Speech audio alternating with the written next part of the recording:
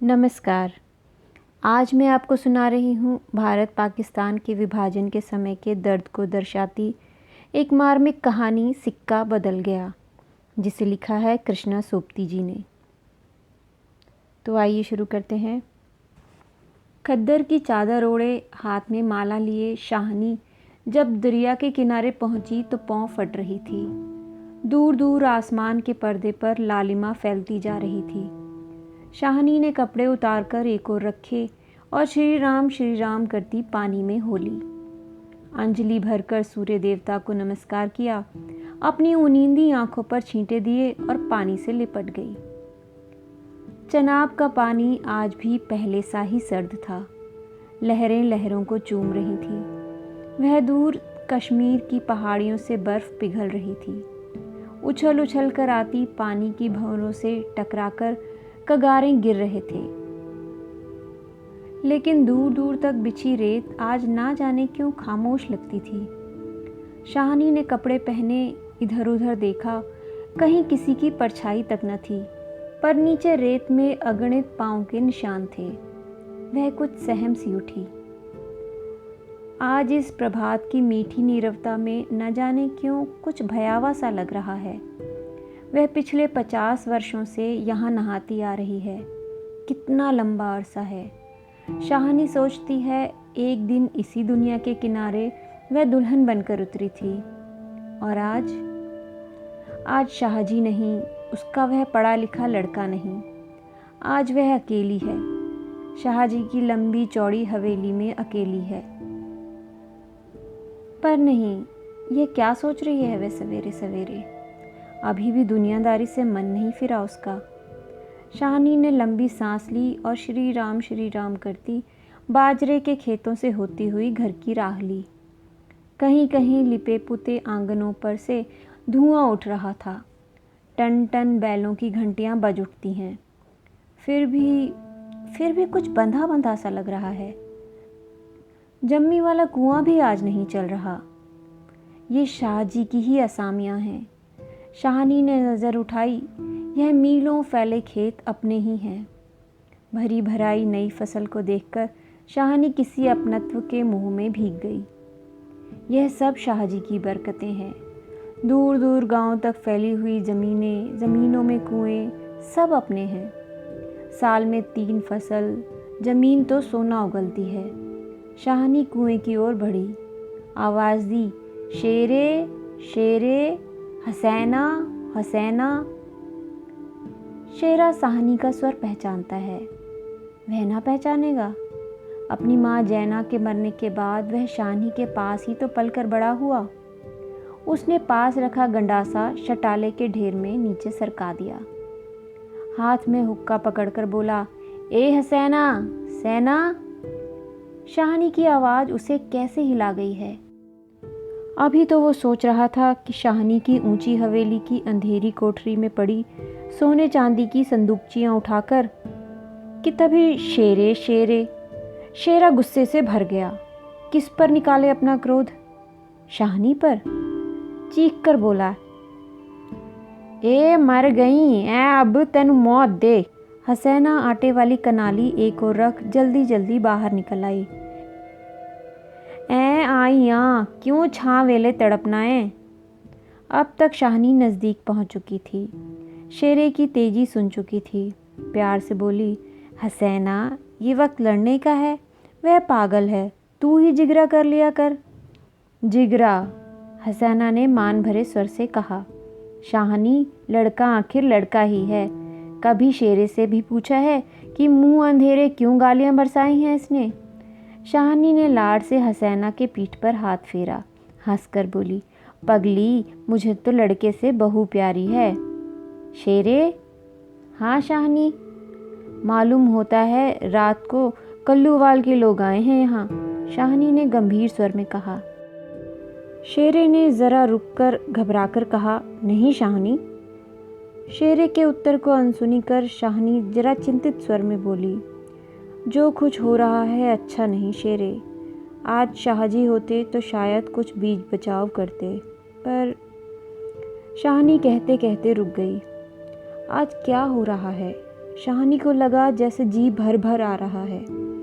शाहजी से बिछड़े कई वर्ष बीत गए, पर आज कुछ पिघल रहा है, शायद पिछली स्मृतियाँ।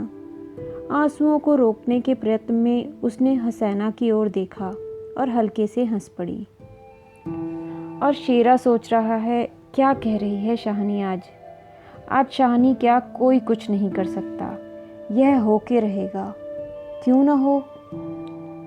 हमारे ही भाई बंधों से सूद लेकर शाहजी सोने की बोरियां तोला करते थे।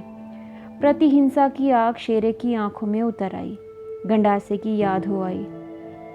शाहनी की ओर देखा, नहीं, शेरा पिछले दिनों में 30-40 कत्ल कर चुका है, पर वह ऐसा नीच नहीं। सामने बैठी शाहनी नहीं, शाहनी के हाथ उसकी आंखों में तैर गए। वह सर्दियों की रातें कभी कभी शाहजी की डांट खाके वह हवेली में पड़ा रहता था, और फिर लालटेन की रोशनी में वह देखता है शाहनी के ममता भरे हाथ दूध का कटोरा थामे हुए। शेरे उठ पी ले।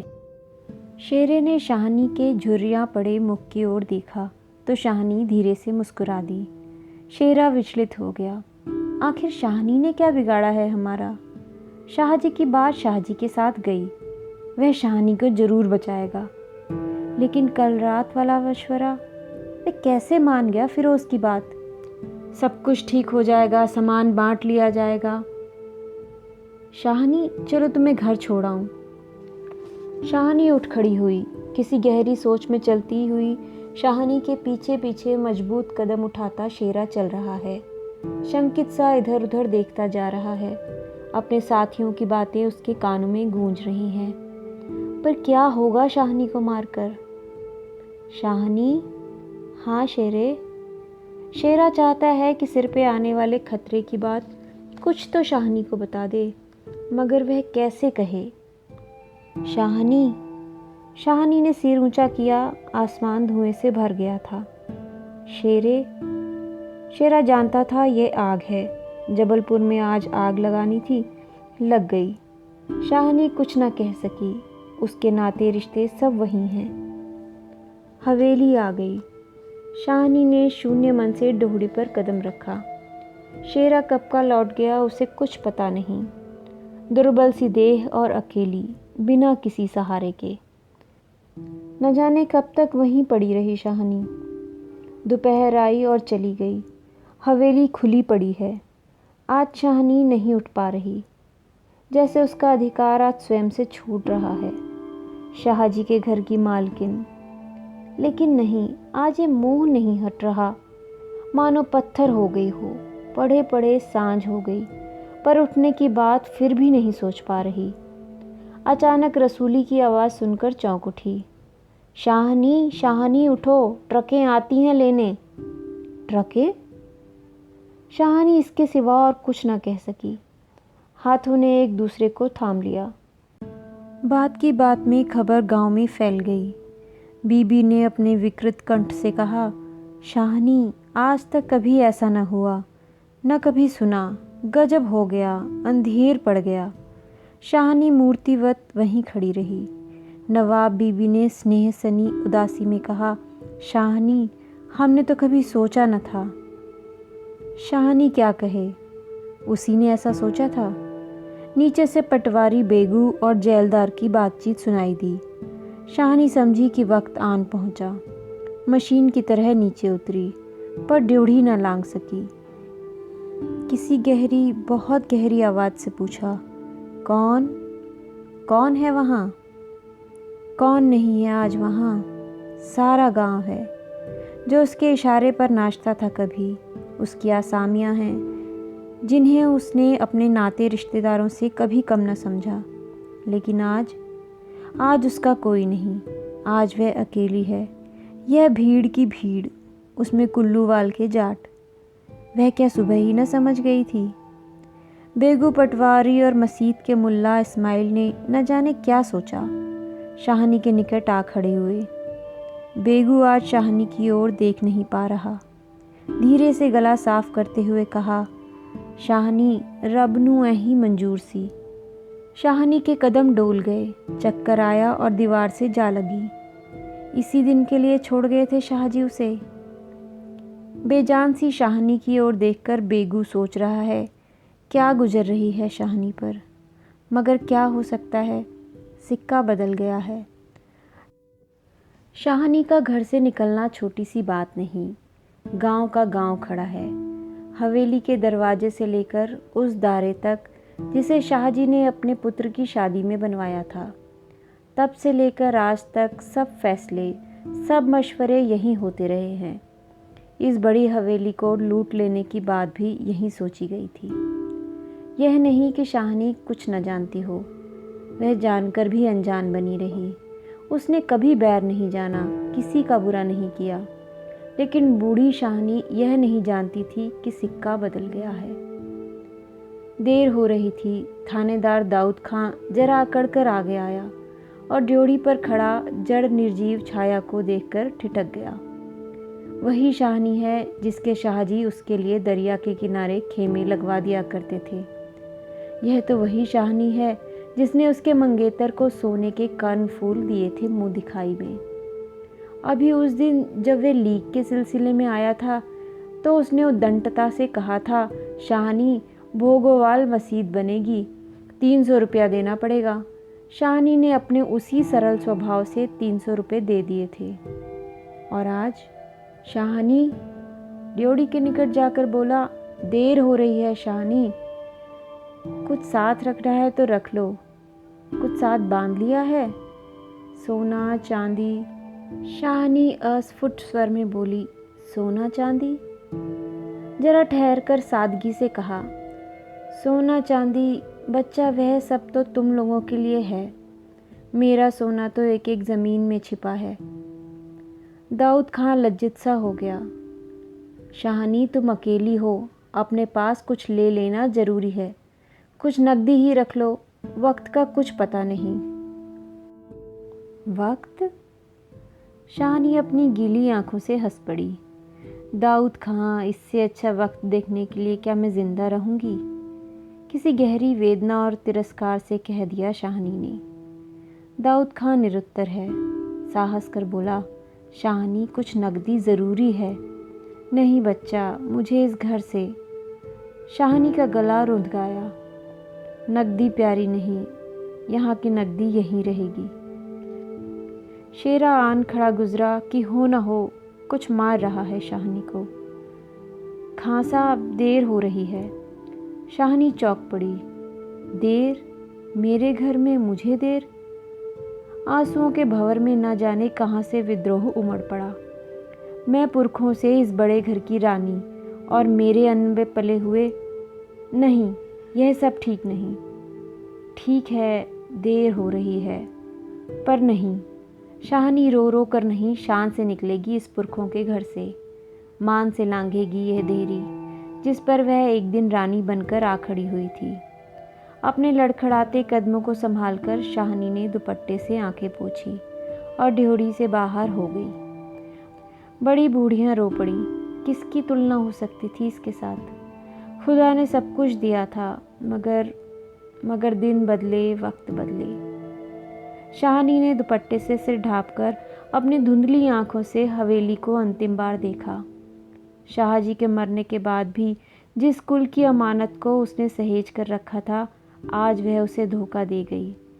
शाहनी ने दोनों हाथ जोड़ लिए। यही अंतिम दर्शन था, यही अंतिम प्रणाम था। शाहनी की आंखें फिर कभी इस ऊंची हवेली को नहीं देख पाएंगी। प्यार ने जोर मारा। सोचा, एक बार घूम घूम कर पूरा घर क्यों न देख आई मैं। जी छोटा हो रहा है, पर जिनके सामने हमेशा बनी बड़ी रही हूँ, उनके सामने वह छोटी न होगी। इतना ही ठीक है, बस हो चुका।